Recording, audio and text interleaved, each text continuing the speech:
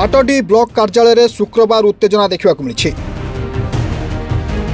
आनंदपुर विजु जनता दलर विधायक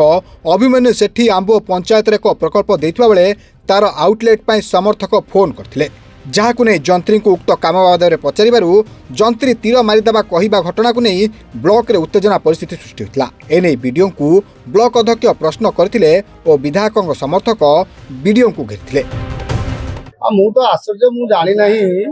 जे आज सकाल हठात आंब पंचायतर बेगुनियापतिर शशिभूषण राउत जड़े कर्मी अच्छा सी काले एमएलए बाबद हाटड़ी ब्लॉक जे क्षेत्रमणि महारानी को फोन करते आमर एमएलए अच्छे आप लेआउट देवे